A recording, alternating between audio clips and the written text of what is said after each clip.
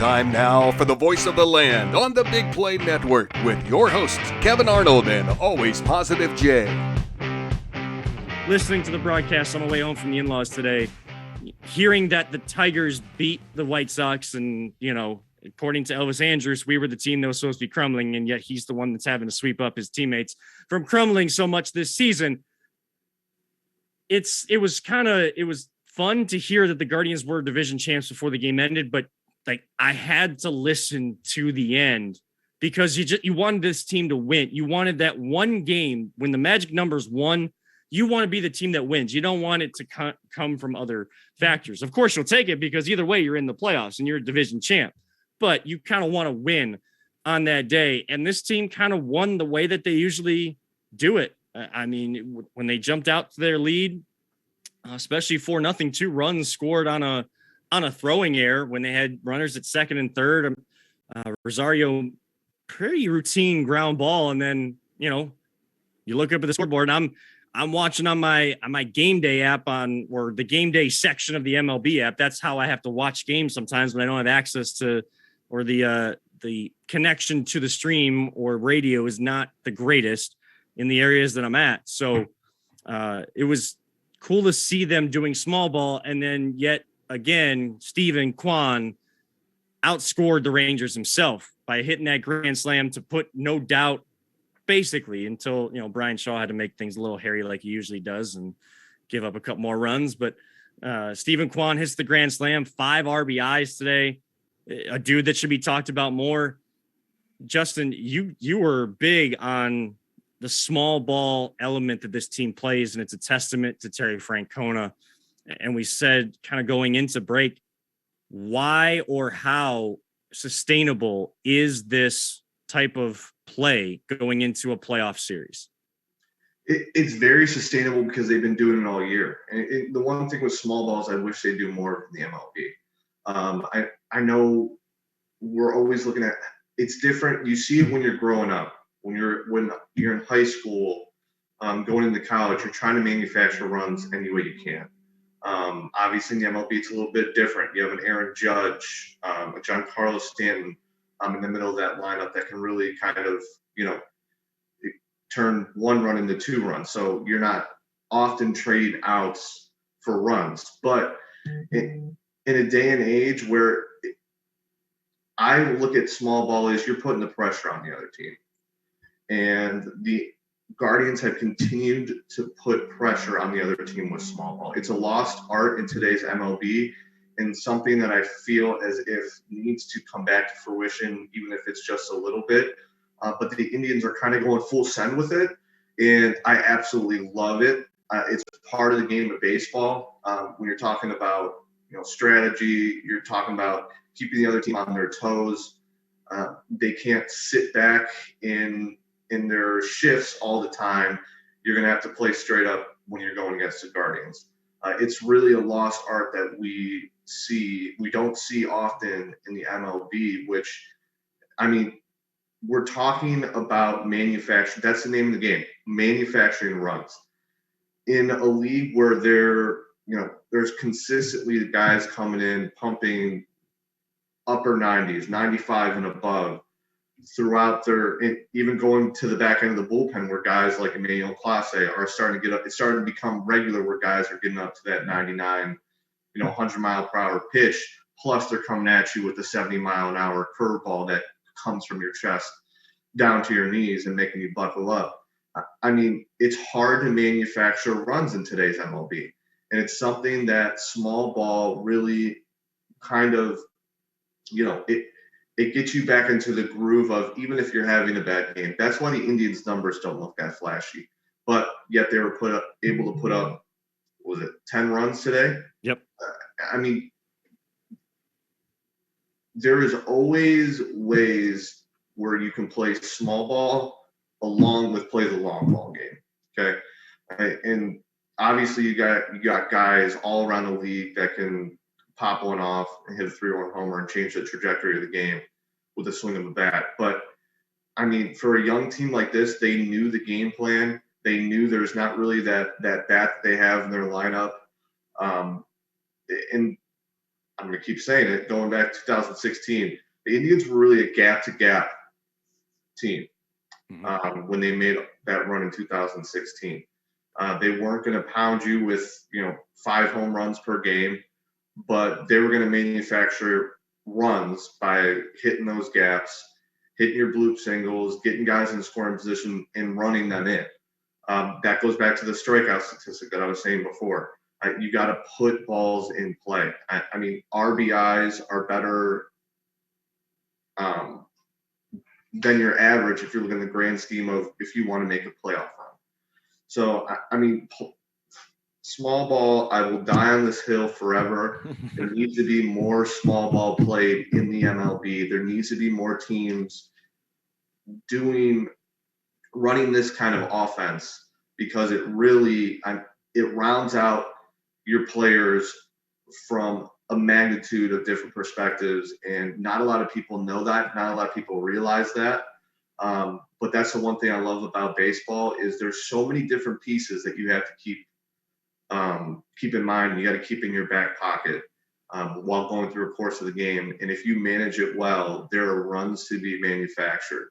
So, I mean, if I'm on the show or something like that, and I got an out, and I got a guy stepping in with an average of 215, I might lay down a bunt to get that guy at second base and get him in the scoring position while Jose's on the back end, and let him bloop a gap into the right field corner, and then I manufacture at least one run on that inning, and then maybe even more depending on if the back end of my lineup can really contribute. So I just think it's a lost art. It needs to be implemented more. And I think that's what makes this team really dangerous is because they're willing to get runs and put the pressure on wherever they need to. And we've seen games this season where there's been a bunch of home runs hit, but it didn't mean that team came out with the win. I mean, look at the LA Angels. The reason why they're still towards the bottom, even with 2 of the best players or recognizable players, if they are recognized. We heard the stories about Trout being in a batting cage with his dad and, not even being recognized by people, but he's supposed to be one of the most recognizable faces in baseball. Shohei Ohtani is, a throwback to a guy that can hit, but it can also go out there every 5 days and get you 6 or 7 strong innings, if not a complete game. But you look at that, I go back to their game where they lost like 8-7 or 8-6, and every run that they scored was a home run, but it was all solo home runs because they're not getting guys on base. It's hitting the home run is great. Yeah, chicks dig the long ball. That's kind of the running theme. It's these days, especially in baseball, the metrics, the analytics tell you launch angle, exit velocity, all of these different things. And that's what guys are looking for. Oh, if I go up there and strike out 3 times, but I get my 4th at bat and I'm hitting a 3-run bomb and my team comes out with the win, I got all this strength. I hit it 450 feet, 500 feet. Everybody's looking at me because I'm the one that's following this new metric. The Guardians are doing it differently or doing it right. Like you just said, Justin, even if they're down, they find a way to get guys on base and they get them home. The 3 rules, and Jana, my wife, says this all the time. I hear it all the time. I've said it all the time. 3 rules of baseball are get them on, get them over, get them in. That's the exact way you play the game. And that's kind of the mantra, the philosophy that these Guardians play with. And it's so fun to see. And they don't care who gets the credit either. That's the thing. They don't care who's going out there and making that play. They're all up on top of the dugout. They're all screaming and yelling when guys make big plays defensively, offensively. Pitchers are striking guys out left and right. You're seeing the reaction. I love the voice that Austin Hedges, to kind of, I guess, pun intended, the voice that Austin Hedges has been. Yeah, our catchers are not the best offensive hitters that you're going to see. There aren't many of them in the game, and we haven't had one for a little while. But they do what they're supposed to do behind the plate. And when you hear Austin Hedges talk after a game, you hear Terry Francona in him. He is much louder of a voice of it. Terry's not going to make a big deal about this. He's never going to make a big spectacle about things. And none of these guys will. They got a chance to celebrate in the clubhouse today. Good. If anybody has a problem with that, just because they haven't gotten to the mountaintop yet, this is baseball. This is what this is. You played almost 162 games. Yeah, they've played 152. That's a long time to be playing. You're playing almost every single day. Let loose a little bit. You got a day off tomorrow. Let loose. You won a division title. You worked your ass off for this. And Yeah. Hedges talks about it every time. We want to go out there and we want to win a division title. We want to win a World Series, but we can only go out there the next day and we can only win that day. We have to go do our job tomorrow. We have to go do our job today. Wherever you're at in the calendar, we have to go do our job. That's what these guys do. That's what every single player that is called up buys into, has been taught in the minor leagues. And it's fun to see that. And yes, this is sustainable in the playoffs, to kind of go all the way back to what this whole segment was about. This is sustainable. Will they make it all the way to the end? I don't know. Nothing's guaranteed, but it has a chance to be successful in this playoff run, and nothing is guaranteed moving forward. I think everybody needs to see that. Everybody's going to say, well, like, they've already had a successful year. Whatever they do in the playoffs is good with me. That's true. But also don't start looking ahead to the next years just yet. Just because we got more prospects to come up to add to this core, these young guys that we have, don't start looking ahead. Get behind this team. We know Cleveland will come out. They're going to have at least 2 games. If not, if it's necessary, they'll have all 3 of the wild card games at home. Progressive Field is going to be packed. It's going to be loud. It doesn't matter what the weather is. Cleveland is smart enough, even when they don't come out to every single regular season game. They are smart enough to know when all 3 teams are in a position to be successful and they come out for the big games, they come out for the playoff games. Cleveland will show up, make sure Cleveland is heard, because the players have been playing hard for you all year long. Let's give back to them. Let's bring more energy to Progressive Field. Let's bring more energy just in the city in general as they come home for this homestand. Let's get some energy in there to show them what Cleveland fans are truly like, because a lot of these young guys, I don't think they know just yet. They haven't experienced the Rajai Davis home run in 2016, or the Lindor home run against the Yankees in, what was it, the divisional or championship round. I think it hit the pole, but you hear the broadcaster say, Santa Maria, Lindor brings the Indians back in it. That like excursion, man. That excursion. And he's having to absolutely yell through the microphone because it is that loud in that ballpark. So the Guardians have done their job, and they're going to continue to do their job. We need, Paulus always used to get mad at me when I did this, but I love to buy into the mantra, the philosophy, the energy surrounding our teams that are, especially when it shows that it can be successful and sustainable. Let's buy in. Let's do our job as fans and bring that energy for them, because this is going to be fun. As Tom Hamilton always says, anytime the baseball team clinches a spot in the playoffs, it's going to be in October to remember. And this is another one of those Octobers to remember. We can talk down the line about what this team can become, how strong they can get with these young guys getting more experience. Nothing is ever guaranteed. They have an opportunity in front of them to go in the playoffs and show what this baseball is all about. And just because if they don't get all the way to the mountaintop, and I'm not here to make predictions one way or the other, I never will.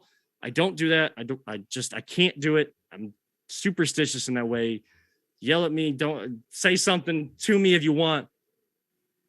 But just, this type of baseball is what they're going to do as this organization moves forward, and it's going to have success. And if they don't get to the mountaintop this year, guess what? People are still going to talk about launch angle and everything like that.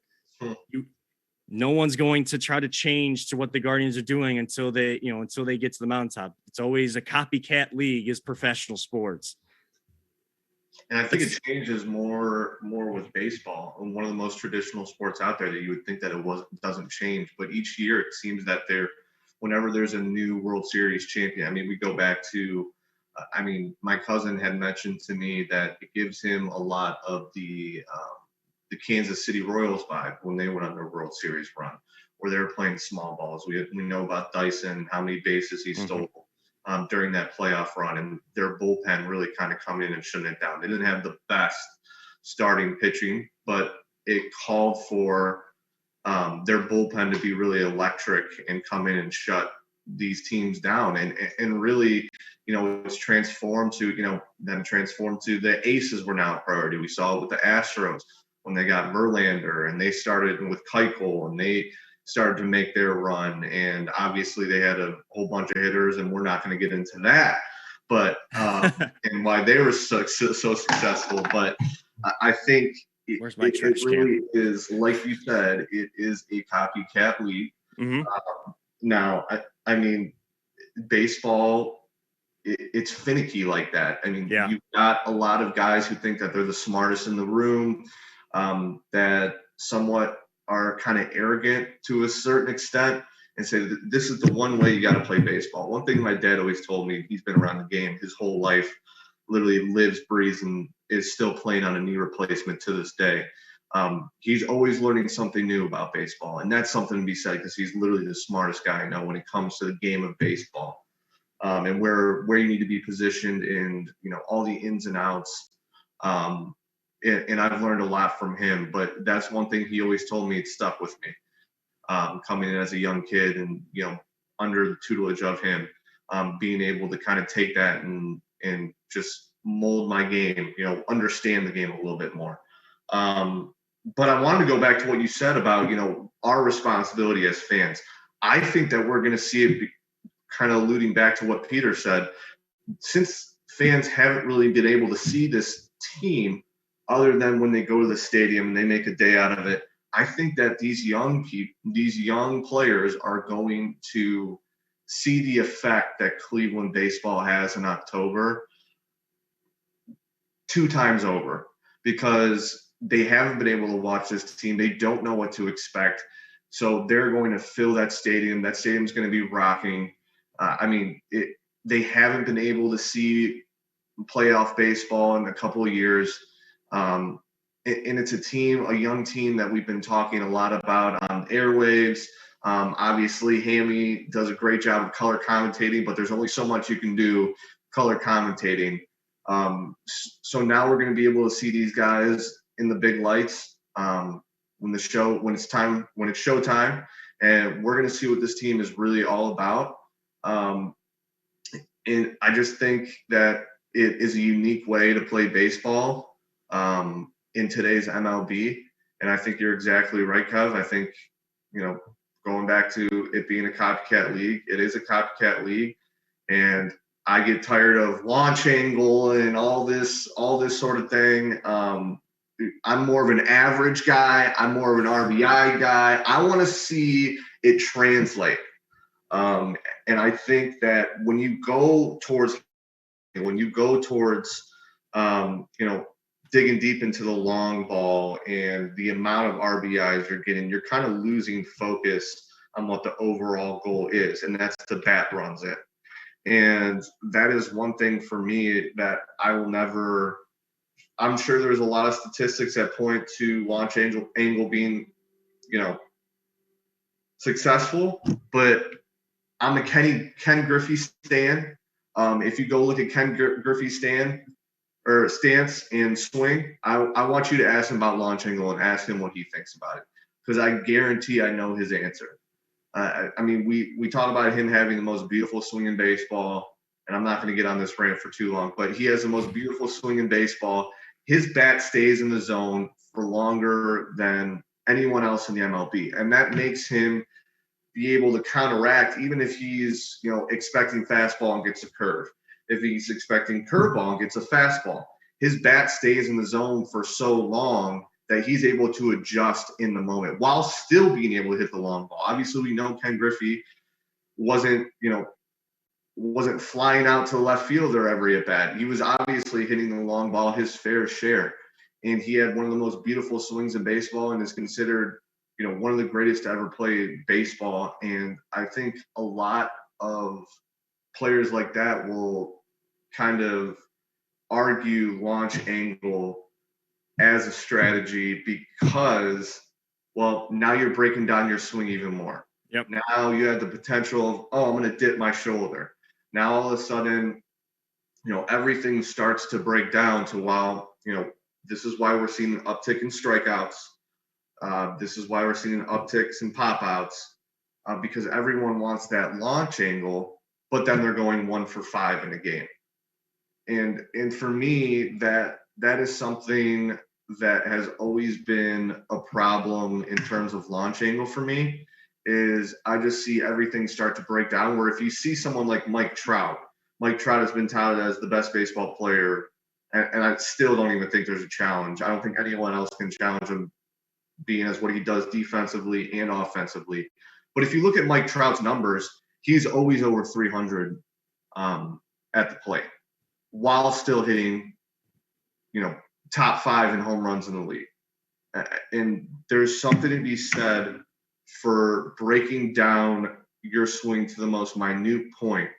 And maybe that does have something to do with some aspects of launch angle, but it's not all launch angle. Because I think if you focus too much on launch angle, then we're getting down a rabbit hole where we're starting to break down, especially these younger kids.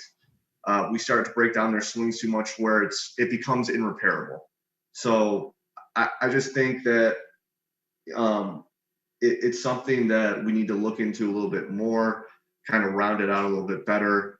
I just don't think that launch angle is the ultimate solution to how the MLB is going to thrive as a major league sports organization. Yeah, and I mean, the Guardians are kind of a test to that. I would say the one guy that I can kind of see, the young guy, you can see where launch angle has been taught.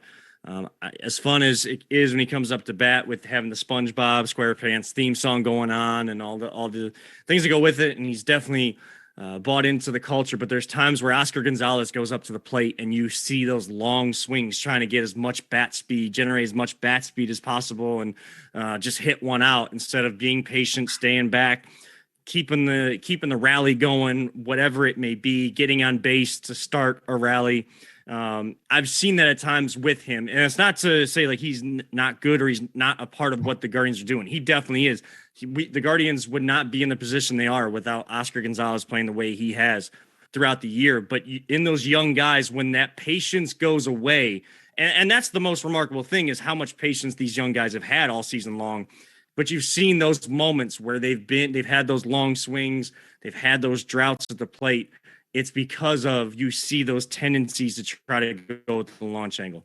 The Guardians aren't doing that. They're AL Central Division champs. They've kind of started this role of what we think can be a special year and a special period of time in Cleveland sports.